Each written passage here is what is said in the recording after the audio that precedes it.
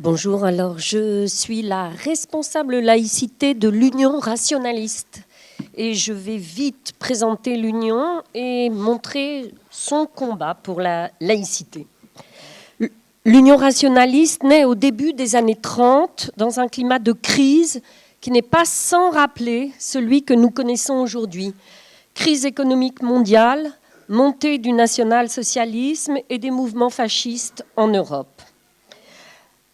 Dans ce contexte-là, des intellectuels se réunissent autour d'Albert Bayet et de Paul Langevin et n'avancent pas les raisons socio-économiques que j'évoque, mais travaillent à faire connaître au public ce qui est l'ADN de l'Union rationaliste, faire connaître au public les grandes découvertes de la science contemporaine, les problèmes posés par ces découvertes, l'esprit et les méthodes du travail scientifique.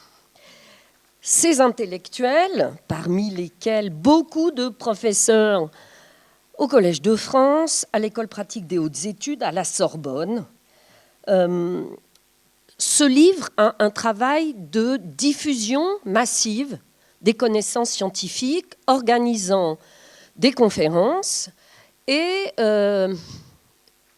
profitant du canal de la radiodiffusion pour émettre des émissions au profit du plus grand nombre sur essentiellement les découvertes scientifiques. Alors, vous pourriez me dire quel est le lien intime de l'Union rationaliste avec le combat laïque.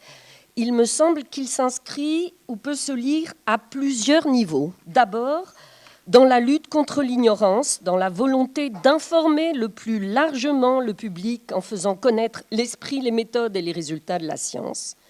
L'UR se situe ici à l'horizon du combat des Lumières contre l'obscurantisme religieux, contre les dogmatismes communautaires, contre la mainmise des tutelles politiques et idéologiques qui empêchent la liberté de penser. Cultiver l'esprit critique, c'est l'identité même du combat rationaliste. Ensuite, deuxième part essentielle, mais mes amis de la Ligue l'ont déjà dit, la défense de, comme le disent ses détracteurs, l'école sans Dieu et sans morale. L'Union rationaliste n'a cessé de défendre l'école publique, lieu d'apprentissage des savoirs, des sciences et de l'esprit critique. Pas de laïcité sans son fer de lance qu'est l'école de la République, gratuite, publique, obligatoire. Enfin, peut-être le dernier trait de notre attachement viscéral à cette loi de 1905, la défense de la liberté de pensée et d'expression, tant sur le plan académique, médiatique que politique.